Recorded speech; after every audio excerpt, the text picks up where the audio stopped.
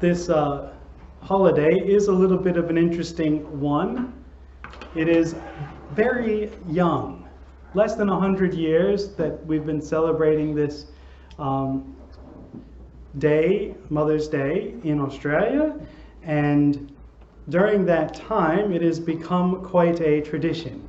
Often flowers are involved, and it is something that we look to our mothers and we thank them for who they are and what they have done. It is also interesting because it's always on a Sunday. So that means there comes around in services all the time. And it was a struggle figuring out what to focus on. There's so many things that we could say and should say about mothers or to our mothers. Really, motherhood is a great and wondrous thing, and each of our mothers has had a huge amount of input in how we have turned out. Many famous and important people have attributed their success to their mothers. Some great preachers have said that their mothers' prayers are what made them who they were. And I can attest that without my mother's prayers, I probably would not be in this place today. It is a great and powerful thing. We should honor and love our mothers. Let's go to Proverbs 31, and we will have a quick look here in Proverbs. We won't be staying here for the whole day, but this is the place to go to hear about how wonderful mothers are. And for mothers, this is a challenge as well as an encouragement. If we go in Proverbs 31 to verse 28, we see the culmination of a long chapter full of praises for one who is to be esteemed, a woman who has done great things. And we have here, her children rise up and call her blessed. Her husband also, and he praiseth her. Many daughters have done virtuously, but thou excellest them all. Favor is deceitful and beauty is vain, but a woman that feareth the Lord, she shall be praised. Give her the fruit of her hands, and let her own works praise her in the gates. That last verse is for all of you who are children, and those of us who still have mothers. We need to praise our mothers in the gates. Our mothers have given up much of their time and effort to make us to be the people that we are. And whether they were the best mothers in the world or not doesn't matter. They have sacrificed much to make sure that you have the best. And you need to make sure that you praise your mother for the work that she has done for you. In that way, this Mother's Day is a very wonderful thing. We all have mothers, and we all have something that we can praise our mothers for. We can praise them for their hard work, for their sleepless nights, and you may not have seen that or understood that, but when you were a baby, you kept her up. I can tell you, you did. You need to praise her for her efforts, because without your mother's care, you would not have survived to this point.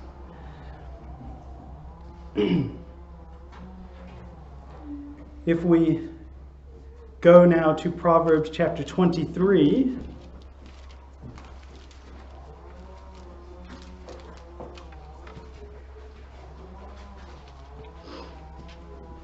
in verse 22 through 25, we see the writer of Proverbs' instruction to a young man on how he needs to behave himself. And this isn't just to how his mother will feel about it, but it is included here. In verse 22 it says, "Hearken unto thy mother that begat thee, and despise not thy mother when she is old. Buy the truth, sell it not, also wisdom and instruction and understanding. The father of the righteous shall greatly rejoice, and he that begetteth a wise child shall have joy of him. Thy father and thy mother shall be glad, and she that bare thee shall rejoice. Today you can say, thank you, Mother, I love you, Mother, have a wonderful Mother's Day, all of those kinds of things. But the thing that will bring your mother the most joy is if you have wisdom and walk in righteousness. These are the things that will cause your mother to rejoice and not cause her pain. All of us have seen on the news at some point someone being accused of some awful crime, and their mother standing up and saying, not my boy, he couldn't have done that. No, I don't believe it, because the mother loves her son to the end. But here we see that if her son had been wise and had avoided the sin and the evil, he would have brought more joy to his mother. This is a challenge for all of us. Are we living up to our mother's expectations? That's a good question. We do have to be careful today not to deify or make motherhood into a God equality thing here. Motherhood is amazing.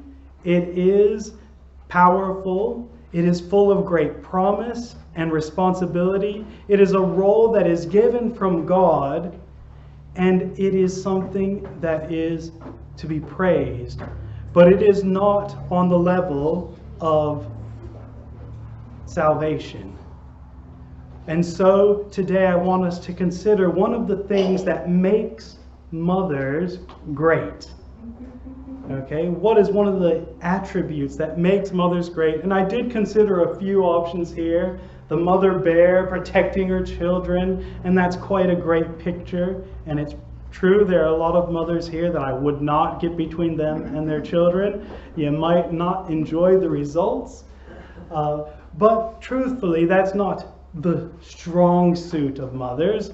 The strong suit of mothers is caring. If you were to boil down what a mother provides for her children, it is a caring attitude. It is an attitude that takes care of them in all situations. A little baby like Thomas, they're not able to do anything on their own.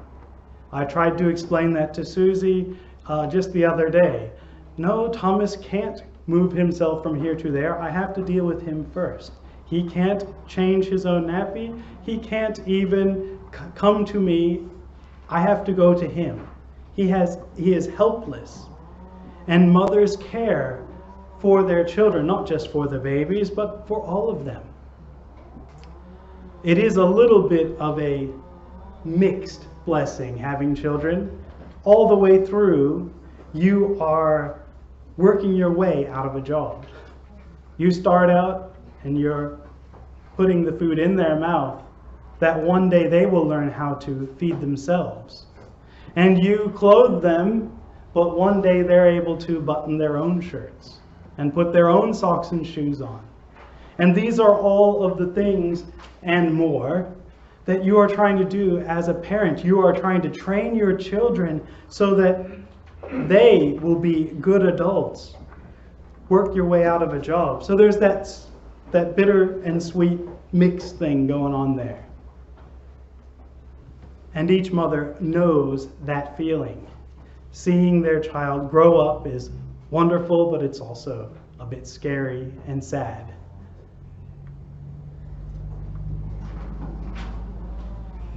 Finally, with their tenderness and their caring,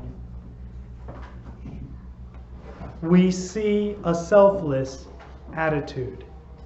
This is what I would consider to be a core and most important thing that each one of us, whether we're mothers or not, need to work on.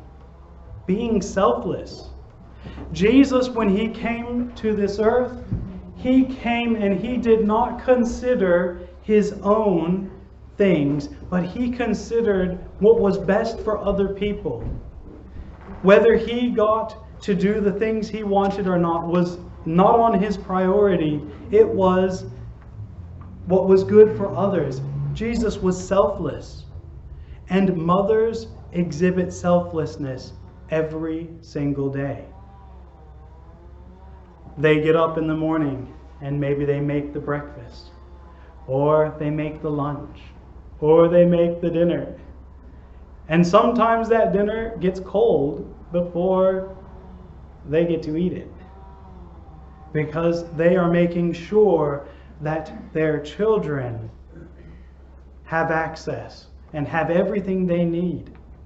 They are selfless. They work tirelessly to clean and to make sure the clothes are clean and folded. It is a wonder to behold. They are selfless about all of that. And so I want to challenge us today to look at whether we are selfless or whether we are full of self. Whether we are focused on ourselves or whether we are focused on others. And so ends the focus on the mothers, and now it's everyone, okay? Everyone needs to take this message to heart. We all need to be less of self and more for others. There is a little song that I learned as a child, Jesus and others and you.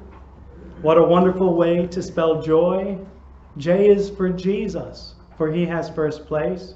O is for others, you meet face to face. Y is for you, and whatever you do, put yourself last, and that spells joy. This is where we are headed. So let's go. We're going to be turning to a few passages. In our discussion of this topic, we need to first look at what it is to be selfish. Each one of us is born selfish. Kids think that they are the center of the universe. Do they not? If you've ever met one, you know they do. They think that everything revolves around them and what they want. And slowly as they grow up, they learn that not everything is about them, but there is still an inherent desire to please themselves.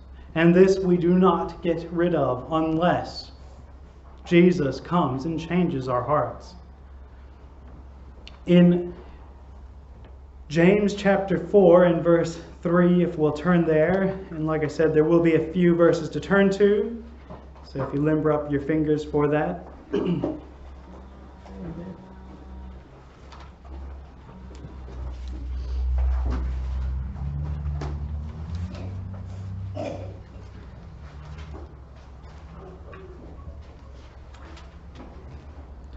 James chapter 4 and verse 3.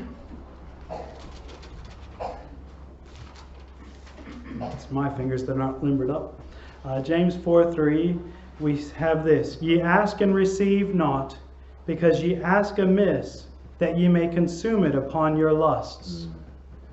We have a desire for something, and then sometimes we even make ourselves to pretend to be spiritual, and we say, God, won't you give me this thing that I desire?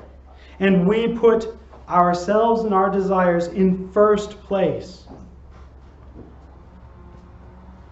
This desiring of things in James chapter 4 leads to a lot of bad outcomes. In James 4:1, we find that our lusts, they come from inside of us, and they are what lead us into fightings and wars.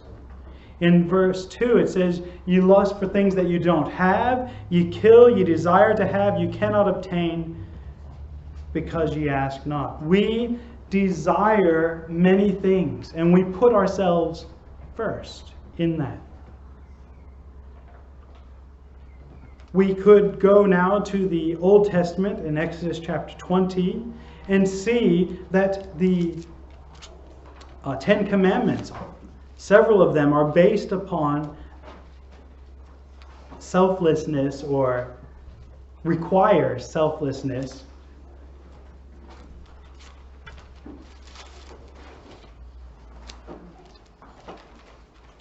In Exodus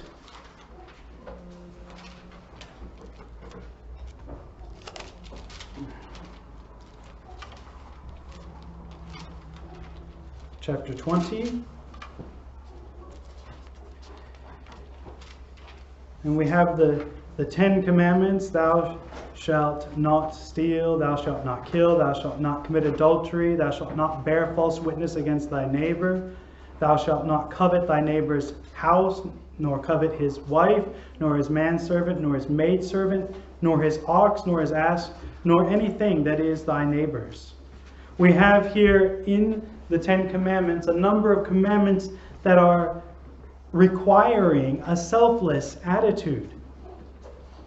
If we are selfish, if we are focused on ourselves, then it is possible to kill. If we are focused on ourselves, it is possible to steal. If we are focused on ourselves, it is possible to covet our neighbor's house, wife, etc. But if we are being selfless, it is impossible. And let me show you that. If you consider the life of someone else to be more valuable than your own, you will not take from them something that is as valuable as their life. You cannot. You will not. If you consider someone else's property to be useful to them and that you should not touch it, let alone take it from them, you will not steal. If you believe that someone else is deserving and that you are not deserving, you will not covet something that someone else has, whether they've worked hard for it or whether they have gotten it easily. You will not covet it. That is, you will not desire it. You will not be jealous of them because you will consider them to be more important than you. If we go to Romans chapter 12, we can see this heart of preferring others rather than ourselves.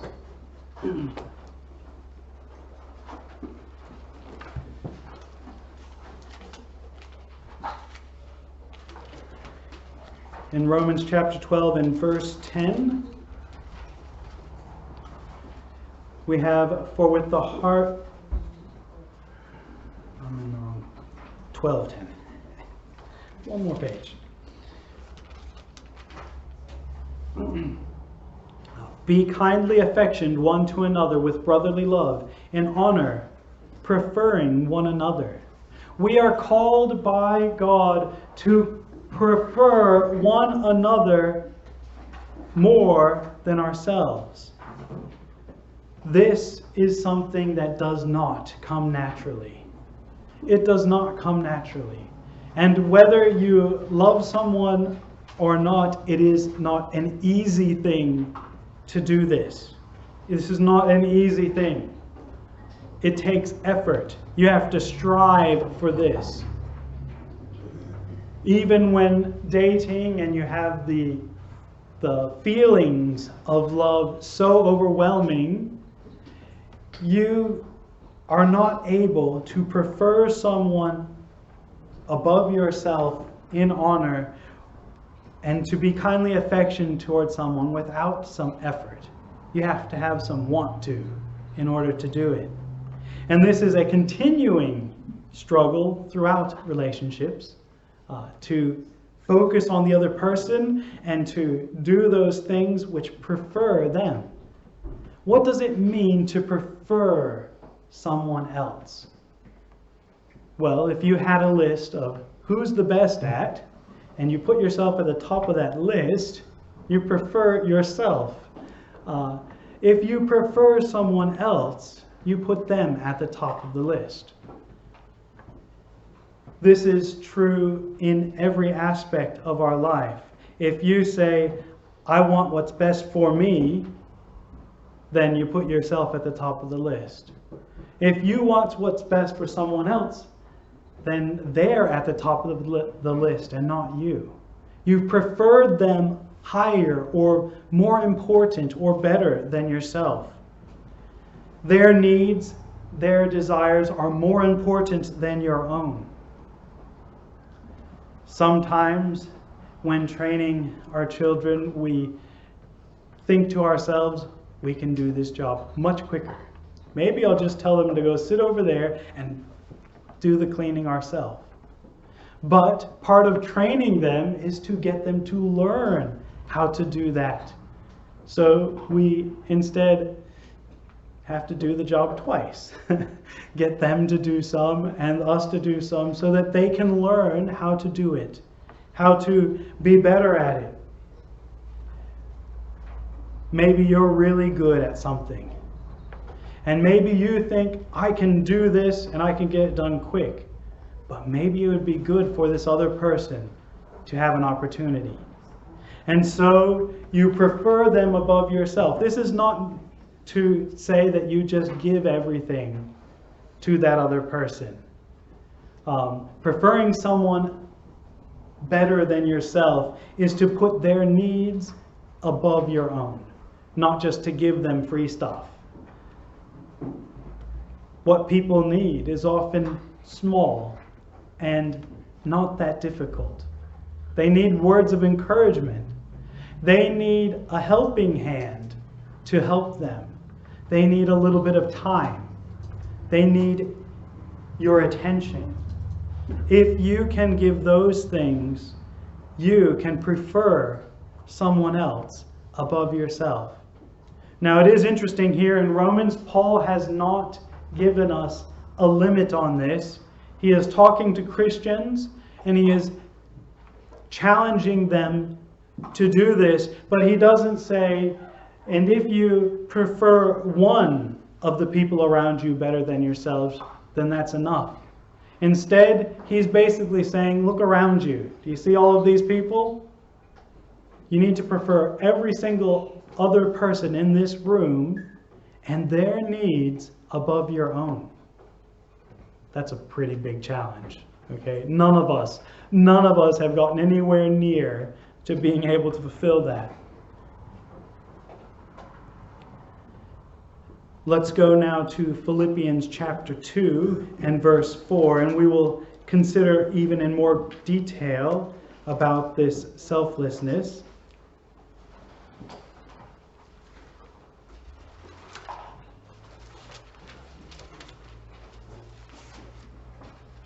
In Philippians chapter 2,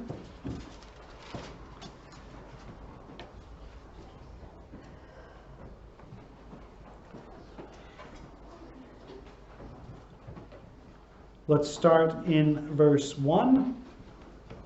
If there be therefore any consolation in Christ, if any comfort of love, if any fellowship of the Spirit, if any bowels and mercies, fulfill ye my joy, that ye be like-minded, having the same love, being of one accord, of one mind. Let nothing be done through strife or vain glory, but in lowliness of mind let each esteem other better than themselves. Look not every man on his own things, but every man also on the things of others. Let this mind be in you, which was in Christ Jesus, who being in the form of God, thought it not robbery to be equal with God, but made himself of no reputation, took upon him the form of a servant, and was made in the likeness of men. And being found in fashion as a man, he humbled himself and became obedient unto death, even the death of the cross. And we'll stop there. Here we have the mind of Jesus Christ, one who humbled himself beyond measure, one who had the right to everyone bowing and worshiping him, had the right to all of the riches in this world, and for everyone to serve him. Even the greatest kings and the mightiest men of valor would have to acknowledge Jesus as being more worthy and would have to bend down and serve him. Whether that is to wipe the dust off his shoes or whatever. They would have to acknowledge him, and yet he humbled himself. He did not keep in his mind how worthy he was, but in verse 3 we see there we need to esteem each other better than ourselves. Esteem, that's an old word. It means to have a value in our mind that is attached to the worth of something. We are to attach a worth to ourselves, but not like the world says, where we say we are the most important, we are the best, we need to have a high self-esteem, but instead we need to have a low self-esteem. Not that we are depressed, but rather that we are valuing others and others' happiness above our own. Jesus is our example for this. No one else has gone quite as far as Jesus did. And so he is the best example you could think of for this. One who made himself of no reputation and took the form of a servant and became as a man. Jesus did many things throughout his ministry that proved his servant's heart towards others. He fed multitudes of people. He could have just said, "Go away, I'm too important to stoop to making this miracle happen and feeding all of you."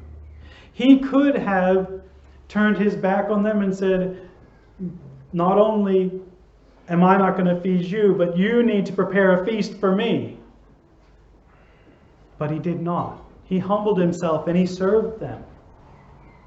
Jesus was humble with his disciples. These men who followed him around, on several occasions he did things like wash their feet.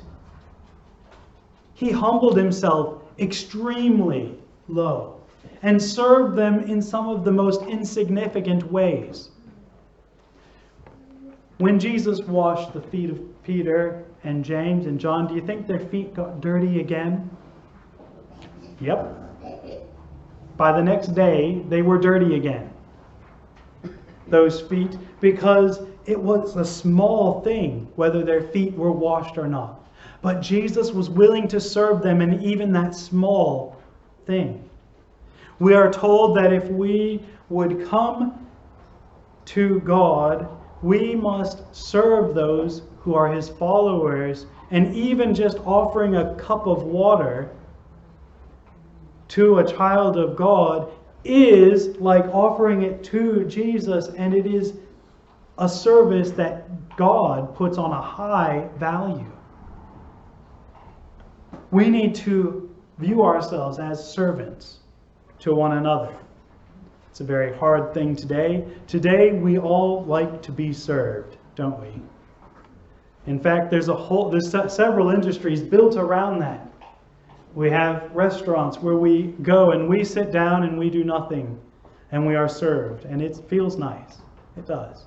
And we go to hotels and other places like that where they make our beds for us and everything is clean and we don't have to do any of the cleaning or the preparing. It's nice. It's nice to have that feeling of being served. But we need to serve others. We need to esteem everyone else around us as being better than ourselves. I want us to notice there that it does not say esteem them to be smarter or stronger, but it says better. That is, to look at someone else and don't think the worst of them, but instead consider them to be of great value and to be good before God. This will truly change our outlook. If we expect others to be used of God in ways that we cannot, it will change our outlook. Too often, we esteem ourselves to be very important and very capable, and we do not look at others and expect God to work through them. We are told that where 2 or 3 are gathered together in Jesus' name, there He is in their midst. And how many times have you come to church and looked around and not expected to see Jesus speaking to you through someone else near you? How many times have you casually talked about whatever was on your mind rather than taking the opportunity to be the mouthpiece of God? This is what God wants for His church, that we would view other people as more valuable, and we want to serve them in every way we possibly can. Jesus humbled Himself. He humbled Himself so much that He was willing to die for us. And not just a death, but such a shameful death. Are you willing? Are you ready to serve those around you? How do we do this? Well, if we go back to the book of Matthew, and this will be our final passage this morning, Matthew chapter 20.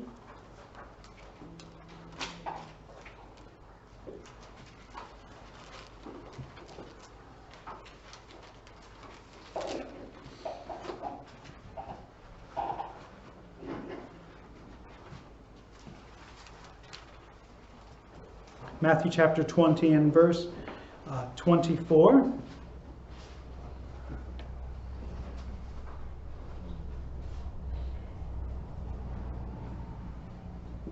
That doesn't look right. 2024.